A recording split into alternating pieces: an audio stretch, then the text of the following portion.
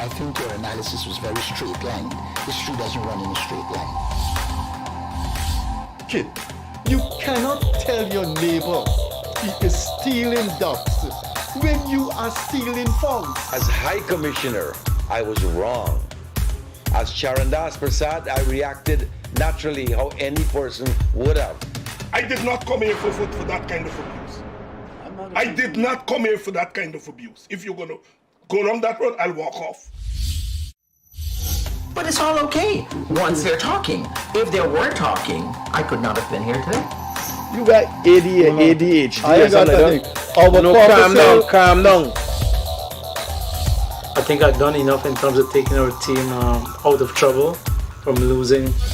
Come on, Lou Taylor. That's good. I'm reading the script now, and the first person that comes to my mind to play a detective, Yes, but okay, an he's critic. erratic Mikhail detective, is Mikhail Rodriguez. Why an African slapping Indian? Why a man and slap a woman? Look, Gildarie, you deal with that. You deal with that. We must encourage platforms like this because it brings together different people and allows for discussions to take place in our country on a multiplicity of fundamental issues. Gildarie, you apologizing for something you think I did is wrong. I don't want you to do that, and you should not have done that.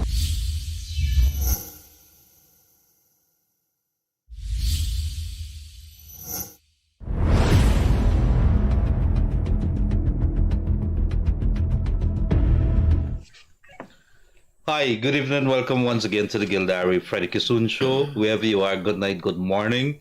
As always, it's been a pleasure coming to you. And if you're cooking, whatever it is, if you're driving, especially if you're driving, make sure that you take care on those roadways. We don't want to lose a single soul, not a minus, not a plus, anybody. We don't want to lose anybody on our roadways. That's stupidity to the highest. Take care on those roadways. Some accidents you could never, ever get away from, but we could do a little better. We have to be cautious. We have to be responsible on the roadways, and we don't want to lose one single Guyanese. Tonight we have with us somebody who's no stranger to Guyana, one of the policymakers within government who plays probably one of the most critical roles of overseeing that sector. And she is going to be speaking on developments of that sector there.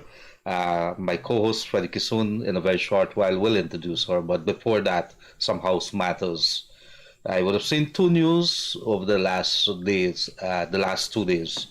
And I would tell you it made me a little happy because I've been speaking about it. Freddie Kissoon would have been speaking about it too. This country cannot go forward without all hands on deck. You might have a government in place and they will be charting the course forward. But if the people are not behind the government, you're going to have a very difficult time. If the opposition is not behind the government, it's going to make it even more. There must be some things that across the table they could reach across and say, look, I agree with you in that, whether it is legislations, whether it is something that is affecting the people. Yesterday, there was a joint statement coming from the government and the opposition with regards to the Venezuela matter. And you would know what that is. The government of Guyana is insisting that is not a dispute. We're very clear as to what our borders are. Venezuela is saying, no, we want to go back to what it was 100 years back before it was finally decided. Well, they're going to referendum in December and they want to do that. I was so happy to see the opposition coming forward and say we stand as one, and that has been something. But there should be more instances of that nature in which the opposition work with the government. And it doesn't matter who in government. That's a situation that all Guyana should want in this beautiful land of ours. Second issue would be the murder of a young man. No country, no government, nobody likes when the young people die, whether it's on the roadway and especially with murder. But it raised a very interesting aspect because when I saw that amount of money being seized from the suspect, he's being grilled and I presume charges are going to come. But a shocking case, on one hand, they lost that young man. On the second hand, a large amount of cash in circulation there. We are a cash I don't know how to describe it, but we do everything with cash. We can't get away from that money laundering, whatever is the case. We need to start having the conversation as to moving toward plastic. It brings so many benefits. The cash society, we lose money on taxes. But let me stop here. That's a conversation for another day. Freddie Kissoon, good night to you, sir. Over to you. Thanks, Gildarie. Thanks for being on the program. We have completed 16 months. Thanks for your patronage, and thanks to our guest this evening, who was one of the earliest guests 15 months ago that graced our studio when we were just beginning. And so we can say that it is people like her and her colleagues that helped contribute to the success of this program. And Gildarie said, I will introduce her. She needs no introduction, but I will do a little piece of introduction to the importance of the portfolio she holds in Guyana. There is a philosophical tradition that is impregnable in the world. You come out of poverty, you can achieve greatness, and you can soar beyond greatness through education.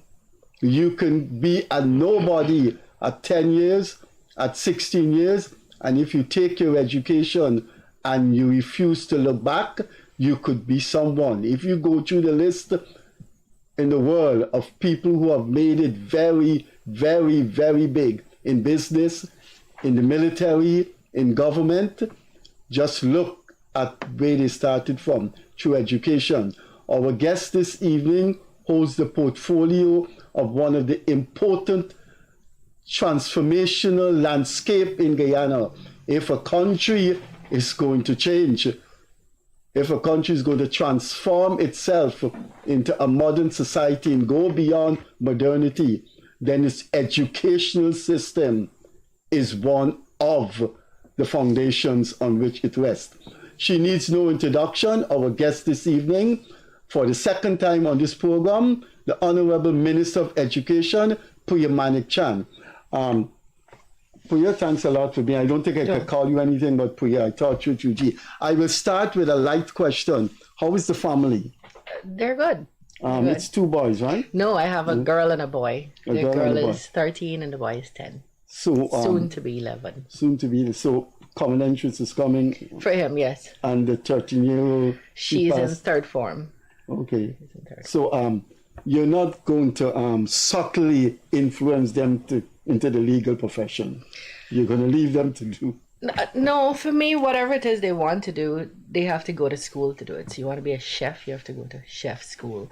Because I think it develops you more. But these children these days is very hard to influence them. They have a wide scope of what influences them, and then they have very definite positions on some things, like kids do at his age. Well, they're straddling 2 horizons. The military, your husband's a military man, and law.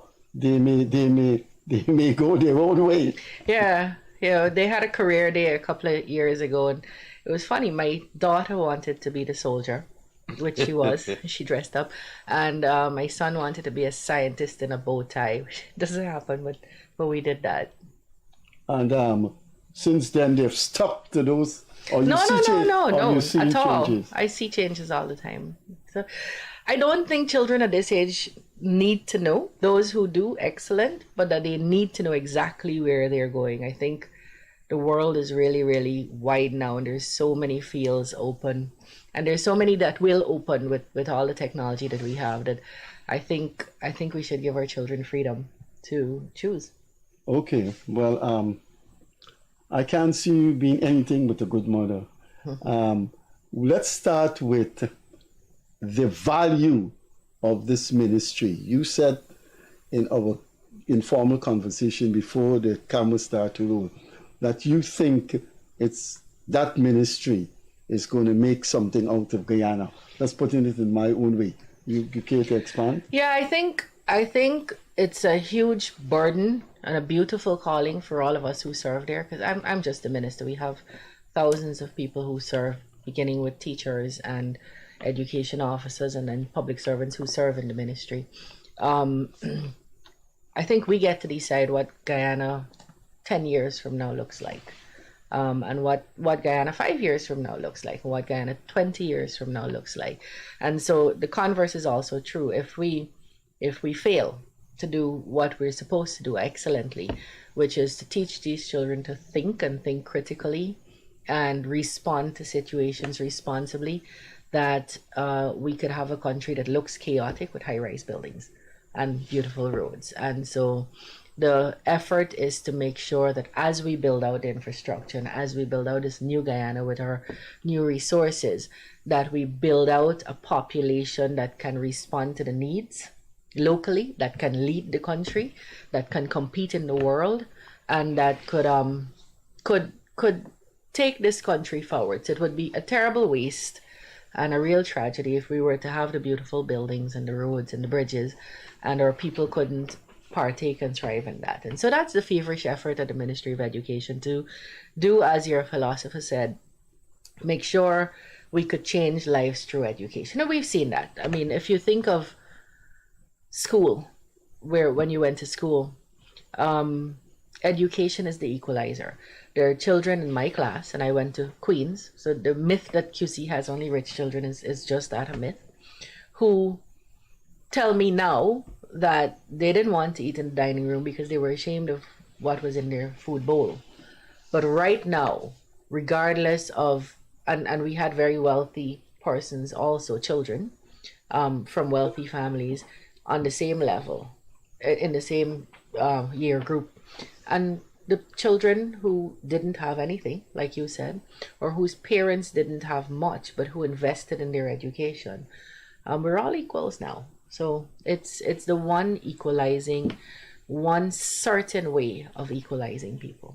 Okay, before I go to Gildarie, the minister said you can send a question to her. We got to have her here in a month's time or 6 weeks' time to have a full hour and a half taking your questions. But you did indicate to us if you have anything you want to say to her, then please send a WhatsApp message to Gildarie. I'll hand you over to Gildarie. Thank you very much, dear Freddie. And Minister, good night again. Let me ask you, and I put you in a little spot here. 2015, you would have exited government, and 2020, you're back in. But you have now entered government, and there is more resources available through oil and otherwise towards the sector. Within the last 3 years, what has been done significantly to improve education in Guyana? Let's talk about a couple of them. Well, two things. Your question seems to presuppose that you need vast resources to get many things done. I don't hold that view. I think the more resources you have, the more comfortably you can do that. Mm-hmm. But I don't hold the view that if you don't have the same amount of resources, nothing can be done. I think you have to arrange and organize the ministry in a way that you can see progress in different things. So we didn't have resources in 2014, yet we were building schools and we were topping the Caribbean and we were trying to get textbooks. In 2015, when I left, every single high school child had math and English textbooks. When I came back in 2020, that didn't happen because there was no organized buying. So you could have picked up from where I left off and made sure we moved past math and English and we went to sciences and the arts and so on. But to answer you clearly, from 2015 to 2020, not a single secondary school started and finished. Not a single secondary school started and finished. In the last 3 years, we have opened 6 new secondary schools, providing about 4,500 new seats, desks and benches for 4,500 children to sit in. And we're currently building in Region 1, the Northwest Secondary, which was destroyed by arson, Hosororo, Quibana. Now, these are communities that don't have any secondary schools, so the children there go to either primary tops or into the back dam to work early. In Region 2, we just completed Abramzul. In Region 3, we're constructing currently Tushan Secondary, and then there will be a Crane Secondary, Crane or Vreeden Hoop, and Neems. In Region 4, we concluded the Good Hope Secondary, and next 2 weeks, we'll be opening the Yarra Secondary. In Region 5, we don't need a secondary school there. Region 6, we'll be building a secondary school at Oriala. Region 7, we'll be building one at Jawala. Region 8, we'll be building one at Kopinang. Region 9, we already started construction at Karasabai. Region 10, we'll be rebuilding the Christianburg School. In Georgetown, we have extended Queen's College by a whole block, extended the Bishop's High School, started and finished St. Rose's.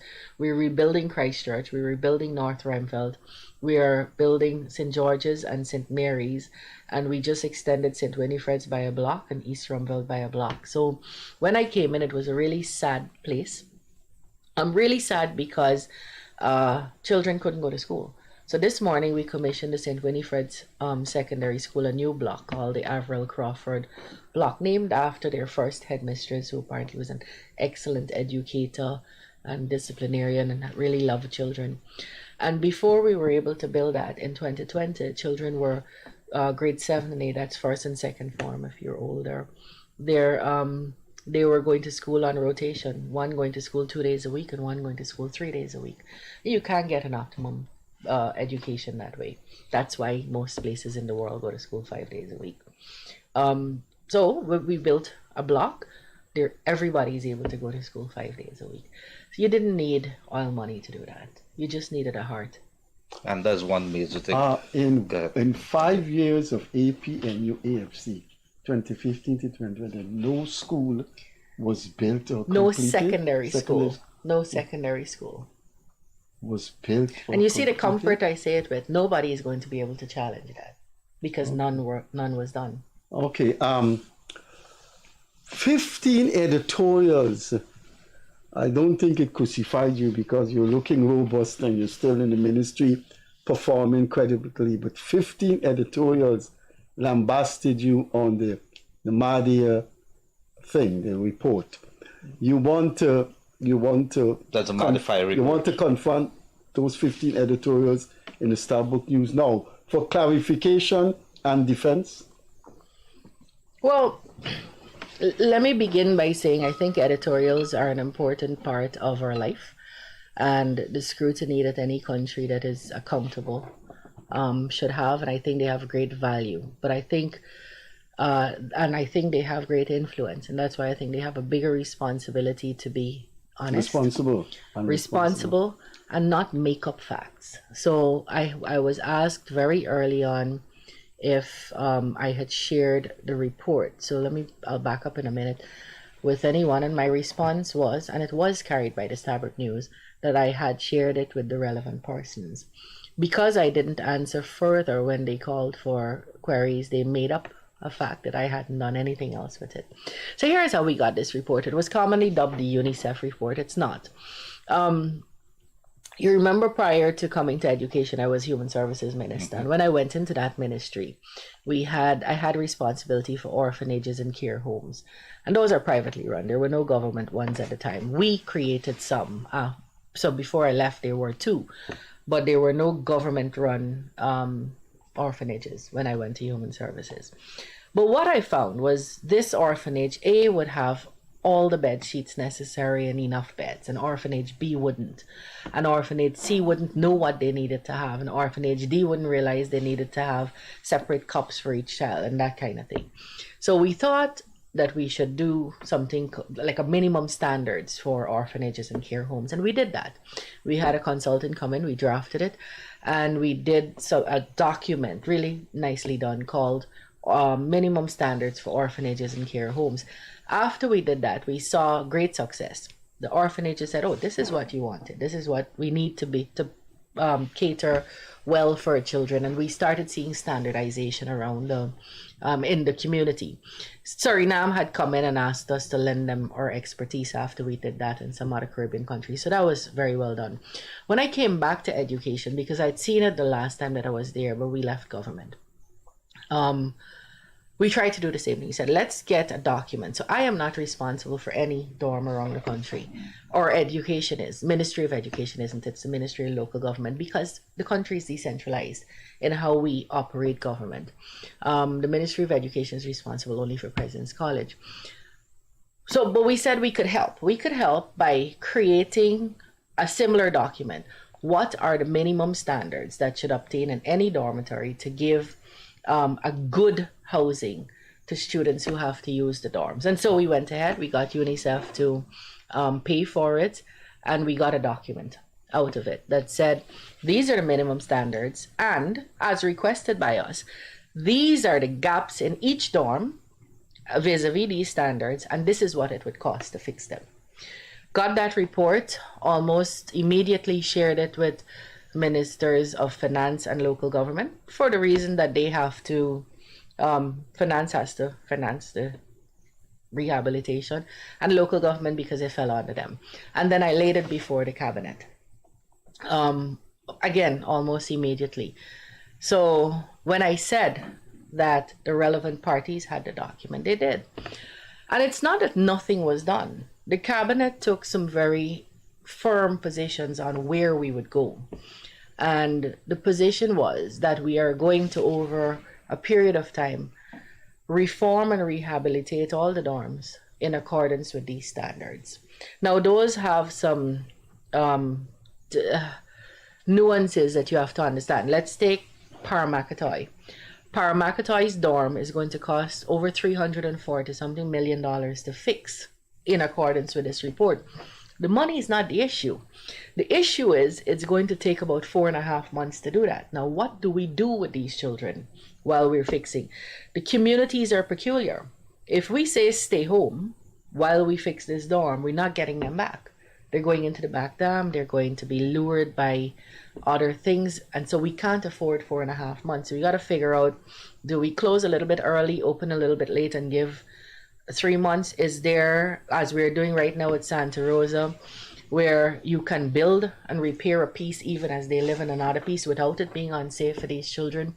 So those are some of the considerations. But since that report, because of that report, and because of specific decisions the cabinet took that the Ministry of Education is helping to implement or leading in implementation, the Santa Rosa dorms in Region 1 have been rehabilitated in accordance with the standards. Aurora and Regina Charity Wakapau in Region 2 have been rehabilitated in accordance with the standards. President's College is on its way to being rehabilitated. Maikoni dorms in Region 5 have been rehabilitated. Region 6, the Springlands dorm have met the standards. We have Aishalton in Region 9, Linden Foundation in Region 10. Those are all dorms that have been repaired, rehabilitated, and equipment and tools and implements bought so that we can reach these standards. Do we still have dorms to fix? Yes, we do. Since the Madhya fire, we have, and we're in the process of fixing them as per the cabinet decision. Since the Madhya fire, every dorm has been outfitted by the fire service, but with partnership from the Ministry of Home Affairs and the Ministry of Education. Fire prevention, so the things like the smoke detectors and the heat detectors and those kinds of things, as well as firefighting, the extinguisher and fire bombs and so on. And doors have been left open and a bar placed along it, an alarm bell, so that if someone opens the door in the night after it's turned on, it sends off an alarm. Because one of the reasons was, whether well advised or not, the doors that are locked was to really protect children also. But I wanted to also say that in 2017, if you go back to the archives in the National Assembly, you're going to see me calling more than once on then Nicolette, Rupert Narain, your friend, and Joe Harmon. At least 3 times I called because I named each of those persons. They had done a COI into the education sector. I don't know if you remember that. It was a big fanfare. We can't do anything. We can't fix anything until we have the COI. And the COI was finished and it was never laid before the assembly, but they had it. And that COI report recommended that the dorms were not up to standard, and they did nothing about it. The difference with us, we got a report. We commissioned a report because we wanted to fix it. We got a report. We laid it before the cabinet. We got a budgetary plan for it, and we began to fix it. So the 15 editorials were... The 15 editorials... Well, look, this was an emotive and emotional issue, and one that should have been examined. What I take issue with on those editorials was I said, and you carried, that the report had been shared. And yet many of those editorials repeatedly said, I did nothing with the report. And that was simply not true. Sexy, probably made for good reading, but it wasn't true. But it's irresponsible journalism. And very irresponsible. Yeah. Let's talk about what is not sexy. Minister, as a spin-off from the Dom fire, there was a lot of rumors going around the place.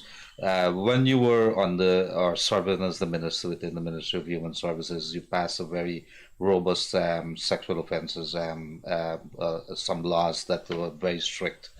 But I want to ask if appropriately strict. Yes, appropriately strict.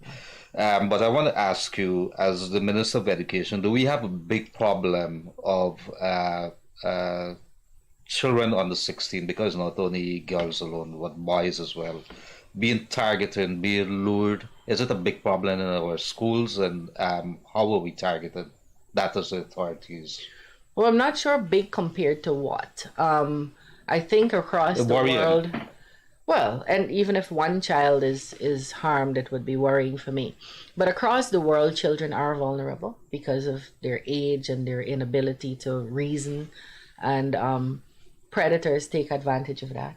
And unfortunately, in societies, we have predators. That's why we have laws, and we must implement them. Do we have alarmingly more than the regular Caribbean country? I wouldn't say so. Our statistics don't. Is it worryingly more in the hinterlands area? Do we have any statistics? Yeah, I'd be careful with characterizing that, because I've heard so many times things that mischaracterize the people of the hinterland. Mm-hmm. And I don't think it's fair, and I don't even think it is statistically correct, because what you have is a smaller community, so 1 or 2 or 5 might be a higher percentage, considering the numbers there, but they're no different from people on the coast. And people on the coast are also wicked, who rape children and impregnate girls who are young. So I think what we have to do is we have very, very advanced laws. For me, I'm not happy with the implementation of what, when we passed it, was the best piece of legislation in the Caribbean, and I think remains a very, very good piece of legislation.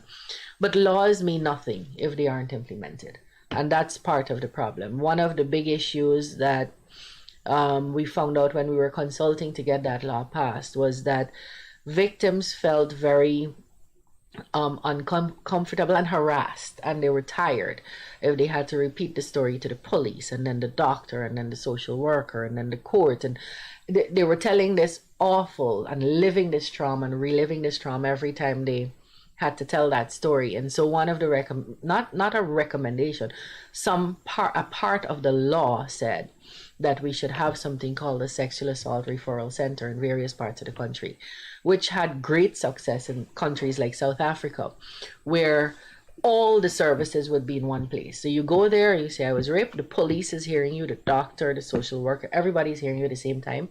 There's clothes there for you to change into. There are the DNA kits for you to get tested. You don't have to move from here to there to there and then tell your story. And we have a lot of that in Guyana, right? We don't have any. Don't? That's part of the law that was never implemented. Oh, wow. Freddie, you go back. I have some follow-up. University of Guyana for 2 years now, still online. Now, you would know all over the world, universities are operating. My daughter is at a university that is functioning with thousands of students all over Georgetown. Schools are open. Why is UG still online? Yeah, I asked that of the university. Funnily enough, some people prefer to be online, whether it's convenience or it's easier to do your work. But some people prefer to be online, but the world has opened up back. We need to open up the university. But being part of a campus, like you were part of it, yeah. I have memories of you and your friends sitting down on the corridor. It's a world that makes for learning, that makes for knowing people, making I agree. Campus life is a unique thing. You have to be in campus life to experience it. Sometimes you don't want to leave it when it's time for graduation. But you can have laboratory-based subjects like chemistry. Chemistry is still online. The universities have opened up. The universities all over the world have opened up back. Something is wrong at UG there, man. Yeah, so I think they need to open up back. I think there's nothing wrong with having online courses for people who choose to study online. I mean, they have entire universities who have their face-to-face campuses going on that have online schools. That's how GOAL is working. GOAL is working with 17 or 18 different universities that are online schools. And some of those also have face-to-face schools. So there's nothing wrong with having some courses online, but I think they need to open back up. I hold that view too. And have they offered you an explanation? There was early on an issue with the sewage. I think that was early on. Well, there was COVID, and then there was the issue with the sewer tanks, and that was being repaired. I think it's finished. So there's and then there was the explanation that some people just like it, like being online. So here's a question for you, Minister, from one of the viewers. Good night. Please ask the Minister why, well, it didn't say who, but suddenly stopped the end of term testing for Christmas and Easter exams. Schools were told to do continuous testing. What is the rationale for the senseless move? Students will be tested until the August term. Is this bad or good for students? Thank you. So whatever we do, we try to make sure it's good for children, and we try to make sure we're acting in their best interest after we take the whole country's situation into being. So it's not now. The Christmas term has always been assignments and continuous assessments. But what we found was that schools are starting to test 6 weeks before school closes. So you have a term of 14 weeks. 6 of those weeks are employed and engaged in testing and marking and filling up report cards, which means you're losing instructional time for 6 weeks. And so if you looked at what was happening, children are 3 weeks to the end of the term, they're doing nothing because they're finished writing their tests and they're now waiting. Other people are writing tests in the school. They're waiting for their test papers to be marked and so on. The purpose of going to school is not to rigorously test and mark and give you percentages and somebody come first and somebody come last. It is to consistently assess whether the student and these students have gotten the concept, and if they haven't, that effort should be applied towards not testing so we get this end of term percentage and waste all this time, but doing it back to make sure they got it and doing it in a practical way. So we thought the world is tending towards more hands-on work, more assignments, more projects, more experiments. So when you were at school too, I don't know, did you do the sciences? No, arts. Okay, so I did science. And our SBAs were, I think, 2 or 3. It's now 18 because CXC, as an examining body, is following the world's trend, and they want students to actually physically do this. Right. They think the learning is that you actually learn better when you do it. So I know change doesn't come easy, and you're accustomed to seeing or getting your children assessed through an end-of-term test, but nothing... they're getting assessed all the way through the term, and that's probably a little bit more consistent. Let me ask you this, because it's been an issue with different sets of people, mostly educated people in academics. I'm asking you not as the Minister of Education. I'm asking you now in a personal capacity as a citizen. This would be interesting. Do you think people should do 26 students, should do 26 subjects, 27 subjects, 20 subjects? Then they left and they become doctors and lawyers, and what's the other subject? So it's interesting. So let me tell you this. We have about 8,000 persons, 78,000 persons writing CSEC, which is the fifth form exit exam every year. And because this year we were looking at what kind of subsidies, how we could give better subsidies. I actually got this information only yesterday. only 40 children in the whole country are doing 15 and more subjects. Only 40. So a large number of kids do not write large numbers of subjects. The average is 8 to 10. I wrote 7. I don't know how many. Not plenty. Must say what the same. My daughter wrote 8. 8? So when I wrote 7, I think 8 was the highest. I think those are around the average. Yeah, that was the average. Yeah. The average number of subjects, the average number of the average child writes right now is 9 to 10. That's where they end up. The thing is, and it's interesting to see, the children who write the 24 and so on subjects are the kids who are actually engaged in far more extracurricular things. They're in a sport, they're in debating, they're in elocution, they're just good. And so in the same way that, and I'm actually stealing an example here, the same way I can't run to save my life, but we shouldn't stop Usain Bolt from doing what he can do. If someone it's is a question of freedom. If somebody wants to do you want to do it. We don't. But I am wondering though about its value. I'm wondering also if it's undue pressure on a child. They're choosing. So first of all, the children are choosing with their parents to do this. We don't ask children to do it. We're very clear. You need 5 subjects, including math and English, to matriculate, and that's all you need. So we actually encourage 5 to 6, 7 subjects in case, you fail one or something, that you still get the 5 subjects. We don't encourage large numbers, but I don't think I want to, as a citizen or minister, stop a student who is extra good from doing this. We have had children, the boy in Anna Regina who topped last year, he's a trench cleaner's son, and he got 24 grade 1s. Should I have told him no, simply because I can't do 24 grade subjects and get 24 grade 1s? I think that's limiting someone. I think people push themselves and build themselves based on that challenge. And if you have 40 to 50 people in the country who want to do that every year, why not?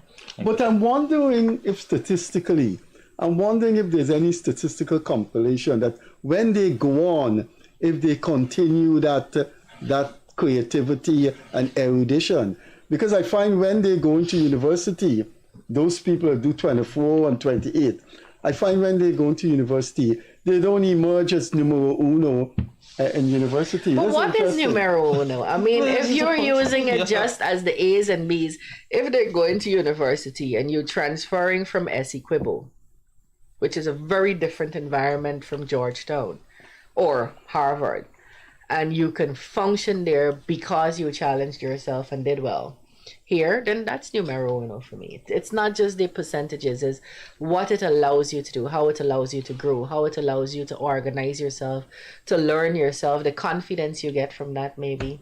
So it has different values, not just the academic value. But if value. somebody could do 24 subjects and get 24 1s, isn't there an expectation that when they go to tertiary that the creativity would continue? I've seen persons who got A+ in law school and couldn't translate that into good advocacy in the courtrooms. It's not always the same. Yeah, common sense. Yeah. But we had a bright boy. We had a bright boy who was our head prefect at QC. She knows who it is because he happens to be our finance minister at the moment, and he was all-time that, but he was one of the few. But it's always good to ask the question, where are they now? But I don't think it has any relevance or so, because it's a matter of choice, and maybe the minister's right. Common sense is something hard for some people too. They might very well do good academically, and we hire a lot of people with or attempt to interview people with qualifications. The minute that you put them to do the work is a different ballgame, because people freeze up. People just can't function there. They work with instructions, but not necessarily in a managerial position. But Minister, so let me pause you. Sure. So there's this boy named Vish Kistama from Berbice High School. I think he was the second best most outstanding student in the Caribbean. He didn't have a computer to do his work. He actually rigged up an old TV to be able to do his work. Topped the Caribbean for green engineering, got second in the entire country, I think, and ranked high in the Caribbean, is now at a university somewhere in Pennsylvania, is going to Paris to represent Guyana. I mean, so it mightn't have been just the number of subjects. He might just be doing whatever the university requires him to do. But he knows that if a challenge comes, I can meet it and I can do well, regardless of what other people are doing around me. And he knows that because he had to do it himself.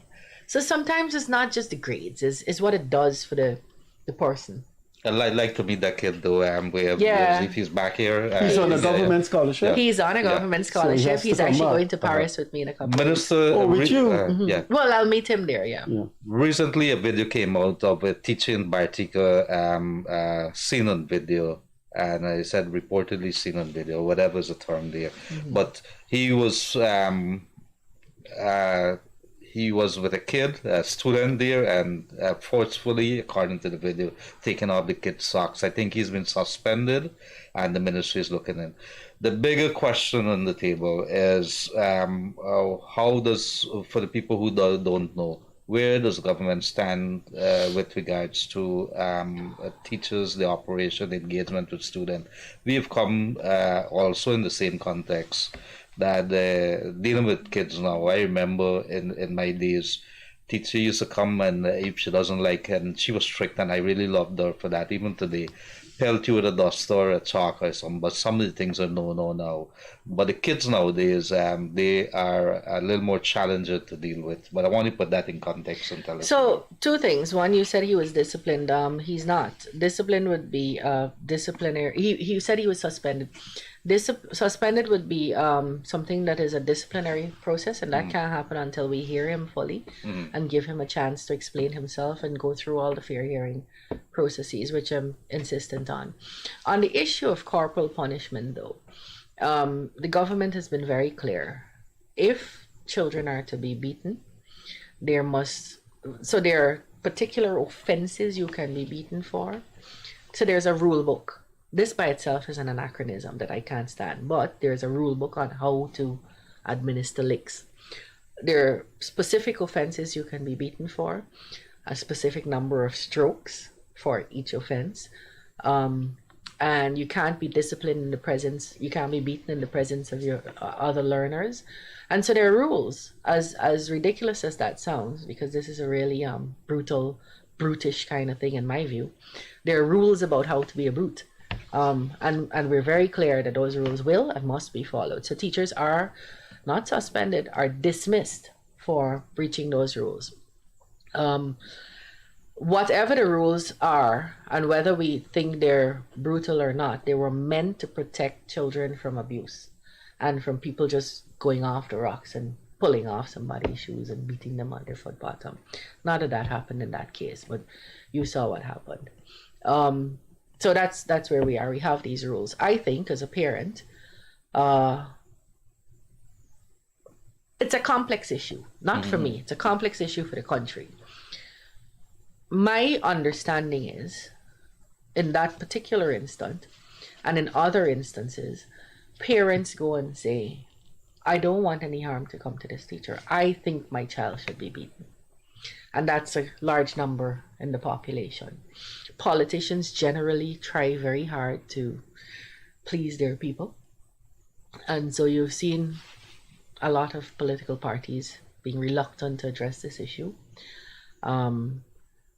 in the way that I would like to see it addressed, which would be to abolish it completely, corporal punishment in schools.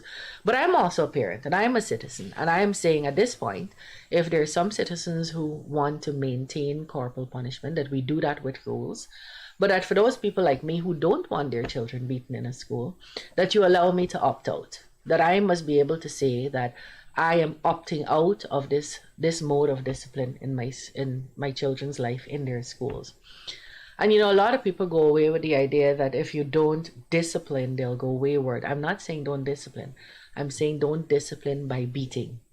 We can do plenty other things that are effective in disciplining. And so that's where we are right now. Did you beat as a father? No, not at all. No, absolutely not. Genetically, I'm not made of that stuff.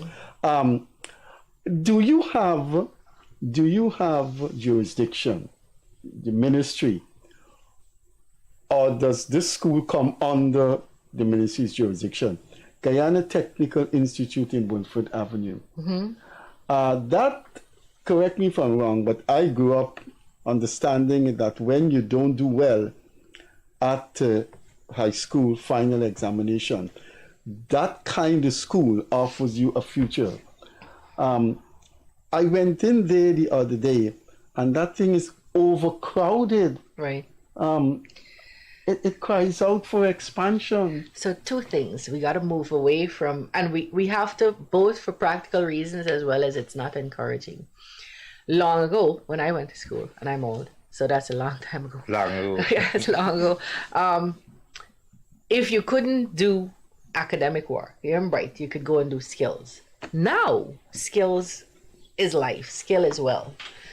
So a mason gets 12 grand a day, 16 grand a day, whereas a person with an academic degree could easily not make that. So skill is wealth, skill is life, and a lot of the world is tending away from going to, in fact, there are tons of intellectual articles, I'm sure you've seen them, written about an academic journals written on the view that getting a degree, an academic degree, is nowhere near as useful, valuable, worthy as getting trained in a skill. And so just to say that it's not only who can do well, people can choose, because we're doing that program now, you can choose to go into TVET. In fact, we're trying to make technical vocational education compulsory in every stream. It is overcrowded, but on Friday, I'm inviting you both to come. We're opening a brand new building in the compound that is going to cater for some 400 children. And it's beautiful and it's nice. And we're not doing it alone. This family, Ken Subraj, I think... From New York? Yes, yes. Several of his siblings, I think 4 or 6 of them, will hear on Friday, actually benefited from that institute, the Technical Institute. And so they provided the majority of the money to rebuild here, and the design and the supervision. And they partnered with us, but this is their contribution back to the people who will go there. Are we ever going to reach a stage? I experienced something that blew my mind away. My kids were overseas, and they stayed home a day. And the wife got a text on her phone that says, could you come in or give us a call? Are we ever going to come, or systems in which their counselors in school or somebody who's following up, make sure that you're not late and whatever it is, strict? Absolutely. Right. We're working on that. So I don't know if you remember Anne Green. Do you remember Anne Green? Yes, child care. Right. So Anne left Human Services and she did some work for us. She's just finished it. And she's a phenomenal professional, and she's thorough. And I love her. But she just did a report for us. I remember her beef with Simone Booms. Yeah. Simone Booms was just unfair to that lady. I'm saying that publicly. I can bring you here for that. Yeah. So Anne just did an entire mapping out, because we're trying to do a school retention unit. If you don't come to school for 3 days, this is what kicks in. The system must pick you up, right? The system picks you up, because by the time, so right now, in the regions, a report goes from each school to the region. The region has 1 welfare officer, or 2 or 3, and you're dealing with 30 schools. By the time you get around to each report, you've lost a child, because they're already out too long. We've just put in every high school, well, not every, 82, I think, out of 116 high schools, a guidance and counseling officer. So that allows for a quicker pickup in the school. Well, Ms. Guidance and Counseling, John didn't come to school for 3 days. Could you check on why? So it's not just the teacher doing this. Why didn't we put in the other schools? We're searching for them. People just not qualified for it. Eligible. So those, but we're working feverishly to get this kind of thing. Because for me, a game changer would be how many children we could retain. Could we stop the early school leaving? And we need to, because we know that children are not leaving with the same value and skill that they need to leave with when they leave early. So that's one of the things we're working on. I'm going to ask you a question that in your wildest imagination, you'd ever believe that question will be asked in any interview program, because you're the Minister of Education. But correct me if I'm wrong. I think a few years ago, quite a few years ago, many moons ago, as a minister, I can't remember if it's education or social services, or in your capacity as a lawyer, you were in favor of no-fault divorce becoming law. Right. Tell us, how is it that a person is compelled to provide the court with one of 3 answers why they want to divorce, when they may not be one of those 3 answers? Right. And so no-fault divorce means that you can come to the court and you do not have to find a fault with your partner, your husband, and this person you love and you have children with. You can come to the court and say, we have irreconcilable differences and we would like to go our separate ways. You can also come, because we weren't going only no fault. If someone chose to go the route of saying, well, he is a bad man and all that, we would have still left that on the books. And the benefit of that is, and I've seen it over and over again, first of all, nobody goes to court. And so I just want to say the government of today has not made a decision on this. They have not pronounced on it at all. So this is my personal view as a lawyer who dealt with many divorces, both at Legal Aid in my own chambers. So I just want to be clear that this is not a government view, because we don't have any fanatics running off to say the government. Take off your minister's hat. Yes. So generally, people don't leave each other after a first instance of abuse or a fallout. Several years of not getting along usually is what propels people to a divorce. Most times that people go to a divorce, their marriage was broken up a long time before. And I think some religious persons had a concern that if we did this, that people would just run off and get divorced. But practically, that's not what happens. So I remember saying to a religious leader, I won't say of which faith, so if we make no fault tomorrow, you're going to go get a divorce? No, absolutely not. Why would I? So why are you assuming other people will? I won't leave my husband simply because I can.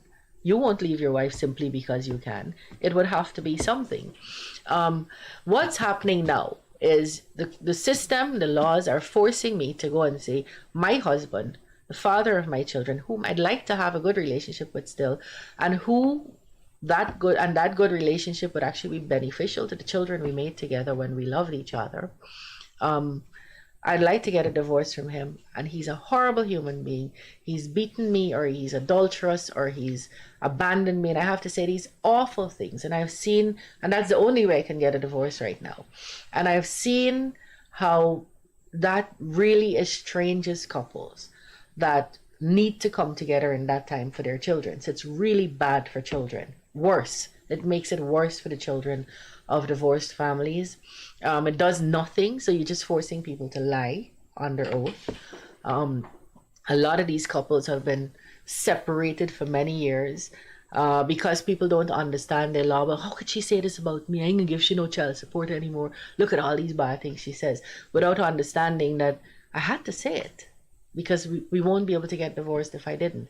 So it makes sense. In other countries that had fault-based divorces and then went to no fault, you saw in the first couple of years, like 2 to 3 years, an initial large number, but that was the people who waited and who didn't want to go and say ill things, so they got it out of the way. And after then, it stabilized to the numbers of whatever the numbers were when there was fault divorce.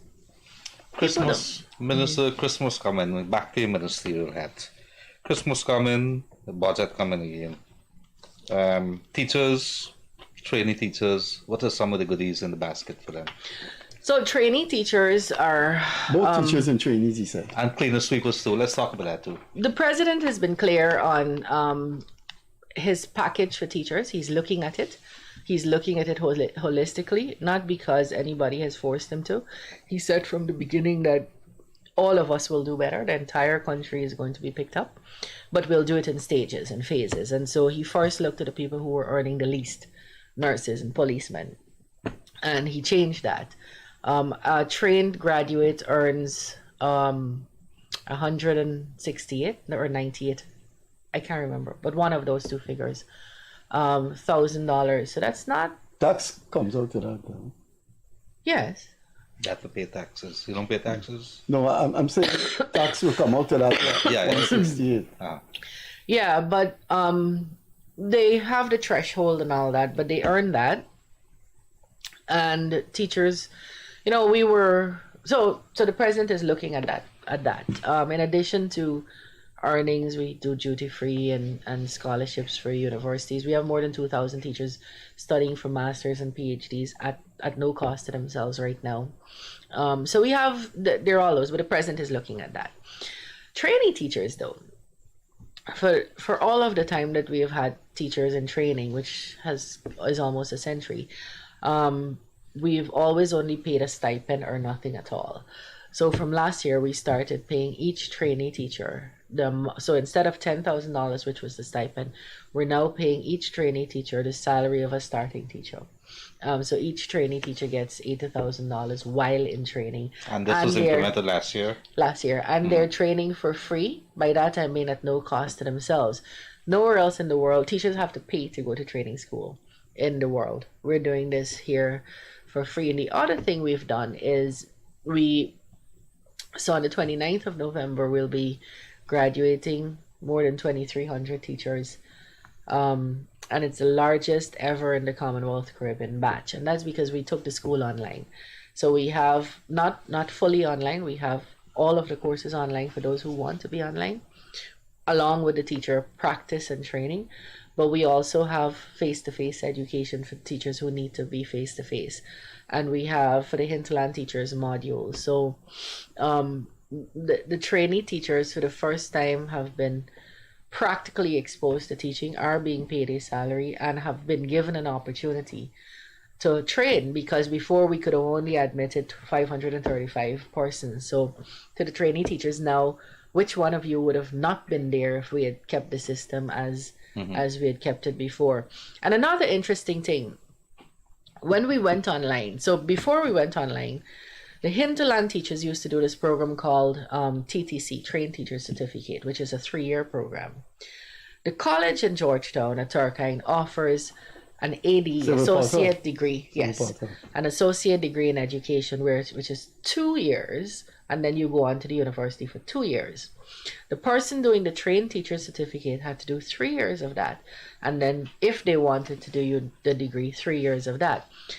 We used to see a large number from the hinterland doing the TTC, trained teacher certificate, and the assumption was they didn't have the qualifications to do the ADE. As soon as we went online, we saw the numbers almost go to zero, because those teachers always had the capacity, they just didn't have the access to the school. So we have almost no teacher doing TTC anymore, and all of them doing the ADE. So we've just opened up for hinterland teachers which the communities that need most trained teachers, the ability to have them do the associate degree and then the degree, and that's, for me, is a great success. Before Freddie does jump in, I just got one quick question and then he can come in. We have upwards an estimated, I would say, at least 50,000 Venezuelans in the country. Do we have any mechanisms in place to determine how many children of Venezuelan born or otherwise has been added to our school system? Yeah, well, I don't know about the 50,000, so I'm not. I need to say it. I do not know that number. I don't know where you got that. This was being bandied out. But let's whatever. You trust in a rumor for the minister. You want to come with facts. Let us hear a little bit. So we are very clear that as a humanitarian gesture, yes, we must admit these children into schools wherever they are, and we do know numbers. We've taken some other steps to again be kind. For example, for the first time last year, we set the NGSA in Spanish and English. And we offered the option to either write in Spanish, because some kids are good with reading in Spanish, but they can write in English. Some want to read in Spanish and write in Spanish. We gave all the options. And we saw Venezuelan children doing very, very well once we opened up that option. They're also entitled, because the eligibility for the grant is attending school, going to school, on the register and attending school. So and whatever textbooks and so on we give. And do we have numbers of what we're looking at? We do. Well, in different regions, Region 3 and Region 1 seems to have the highest number, and that's why I'm challenging your 50,000. Well, not challenging, but I don't feel. I'm not saying it was no. Stop bringing in the program, what is being bandied out. You're a rumor monger. If you don't know Freddie Kissoon, aren't you going to introduce something? We just putting something out there. We don't know. You know? You know what the figures are? So the last time we checked, Region 3 had about 748 students. Students, right. Even if that went up to 1,000 now, it's, you know, and Region 1 had some 300 and something. And there are other Georgetown has some too and so on. About 3 minutes remain in Freddie Kissoon. But just a minute. When you take our population and then you add your what, 50,000? There's a high percentage. No, anyway, we have it in Region 1. In Diamond alone. Stop bringing rumors. Do you know the figures? No, I don't know. All right, 3 minutes here. I don't know the figures. Minister, do you believe there was arson at some of the schools that were burned?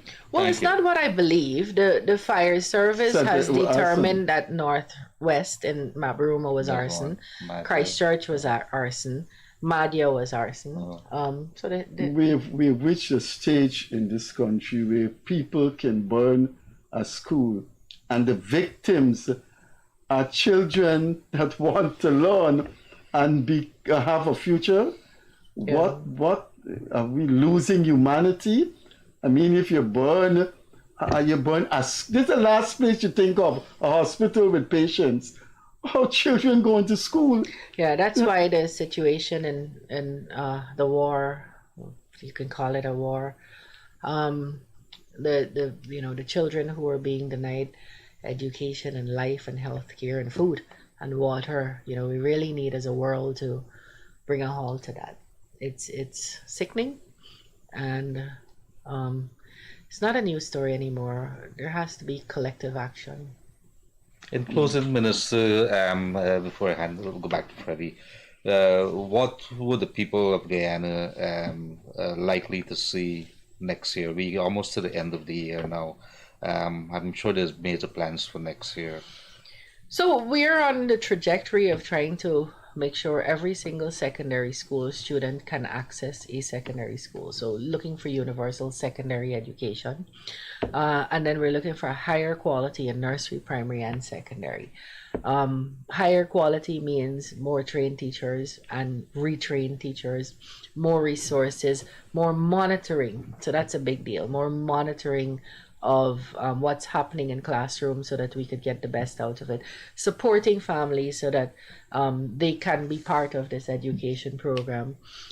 Making sure children are healthy through the Ministry of Health. We're working right now to screen our nursery children. The hope of the Ministry of Health, and it's their program, is that each child by the time they exit primary school would have been screened twice.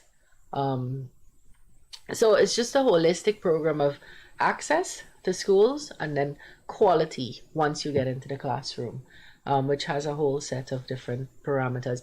And even as we do that, we're looking at how we can make sure there's lifelong learning. Somebody wants to go on to tertiary education, to retrain, to do a skill at TI or do any of those, that they have access to it.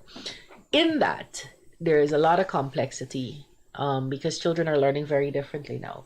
So how are we using devices and technology effectively to impart knowledge? How are we using distance education and distance modes to get our messages over and to have children interact with us? It's a very complex area, but it's exciting. Thank you very much. We got to close, yes. Let me close by being personal. How do you spend your spare time? What do you do? What books are you reading? What movies are you seeing? Right. So I have a stack of books. There's a really good book I would encourage you to go to. It's called The Ants Will Come and Tell Me. I don't know if you've seen it. It's new. It's actually written by a Guyanese and her husband. They're actually... What's the name of it? The Ants Will Come and Get You? The Ants Will Come and Tell Me. Okay. Oh, the Ants Will Come and Tell Me. And I'll tell you where that came from. So I won't tell you who wrote it as yet. I'll tell you at the end who wrote it. But it's about a Guyanese family growing up, this husband and wife, and making their children. And they went very beautifully in this story, this family, with how the country developed politically. Of course, it has their own slant on what that is. The authors are Danielle. So it's Robeson Ben's sister and her husband. So I'll send you a copy, but I'm really enjoying it. Yes. He's a Philistine. He wouldn't read it. He's busy making money as a businessman. Send me. You're taking some liberties tonight, sir. I will. I'll send you. But that's really All right. worth. It's on Amazon. But I'll send you a copy. Yeah, The lady reads in her spare time. Thanks. You got your answer? Yeah. Ladies and gentlemen, that has been the Minister of Education, Priya Manikchand. Always easy to talk to her, and she has a wealth of knowledge, not only in the education sector, but of course from her policy making, as well as from her legal training, legal background, and she's a QC girl as well. I want to say good night on behalf of my co-host Freddie Kissoon and myself. It's been great talking to you.